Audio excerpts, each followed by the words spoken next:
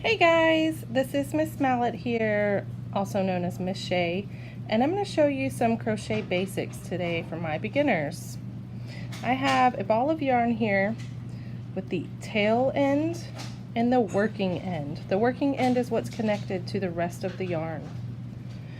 The first thing you need to do is to make a slip knot, and there's several different ways to do this. I'm going to show you two techniques now.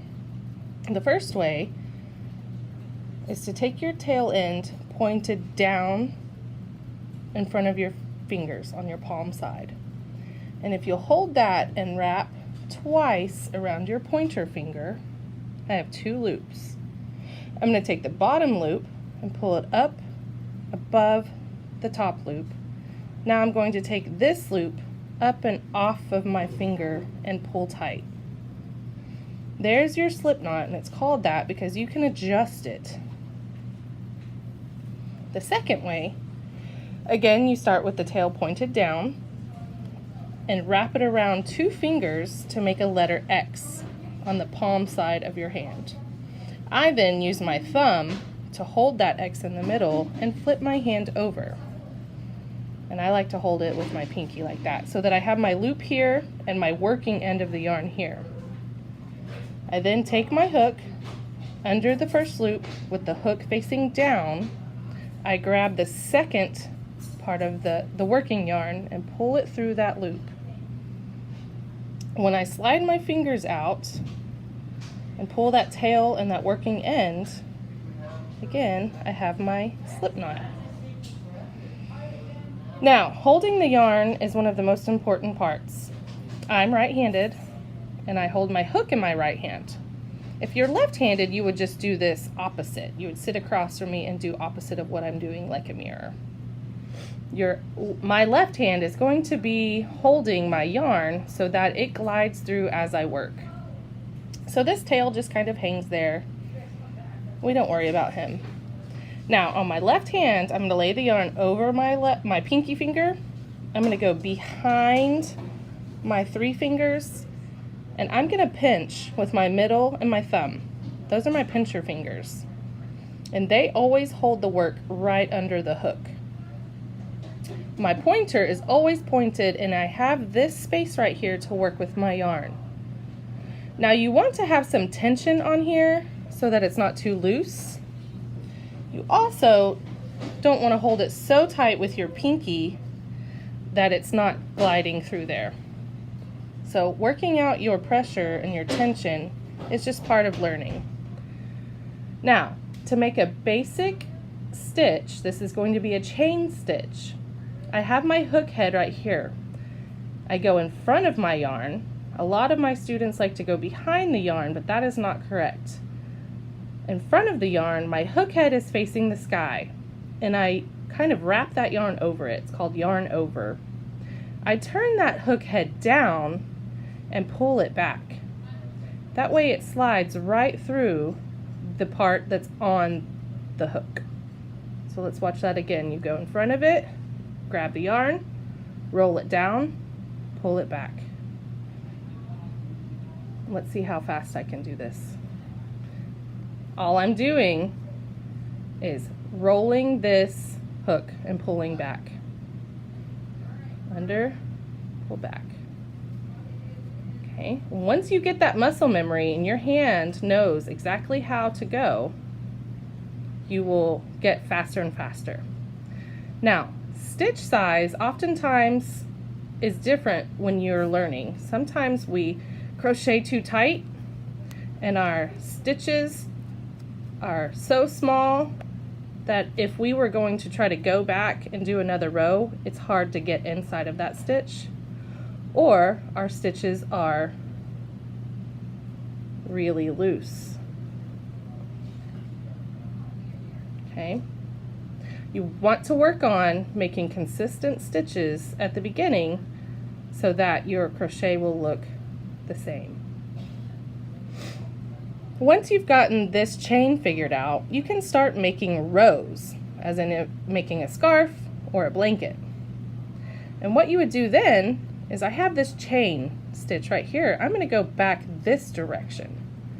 So I have one loop on the hook. I skip this first chain next to the hook, or the first stitch. I go into the second stitch. So right now it looks kind of like a letter V that are stacked up. That's the right side of the yarn.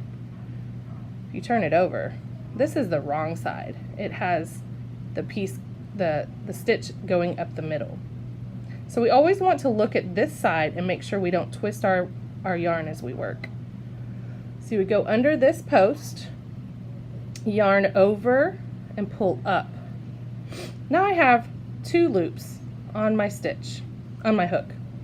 I'm going to yarn over again and pull through both of those. That's our first stitch on our second row. Now I'm going to go into the next stitch, yarn over and pull up.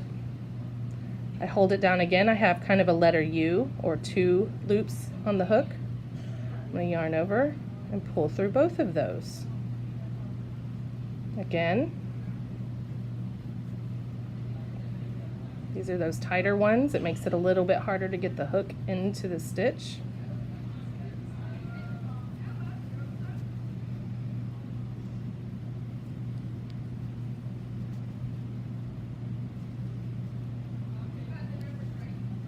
And it will start to curl a little bit. You can kind of pull it and flatten it out some. That's pretty normal.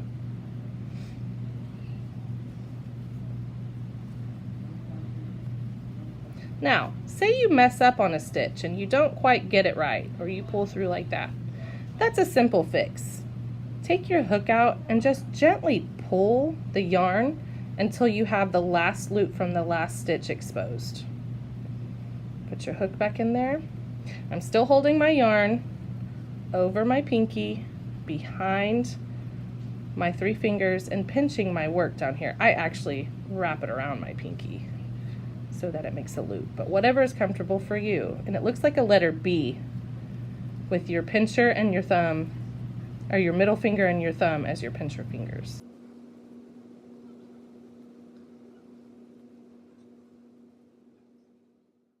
Now, we're nearing the end of our row, and I know that because I have 1, 2 stitches left. So once you get to that last one right here, same thing, go in, pull up, yarn over, pull through both. Now we've made our first actual row on our chain stitch. This is a single crochet stitch. So now we're going to turn our work and go the other way to make a new row.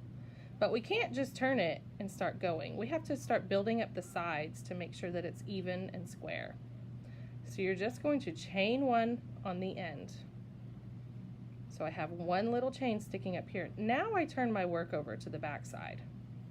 And it's going to start looking a little bit different from the last row because now you have these letter V's that are on top.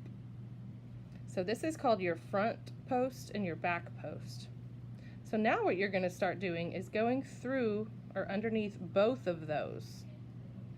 You're going to yarn over again, pull up till you have your 2 loops, yarn over, pull through both. And your next one looks like this. There's your letter V under both of your posts. And you do the same thing until you get to the end.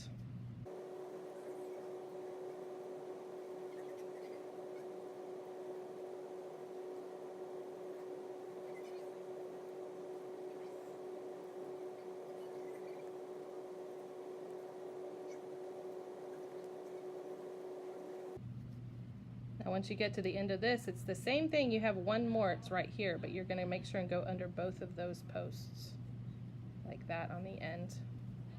And remember, very important, you must chain 1 on that end before you turn your work to go back the other direction.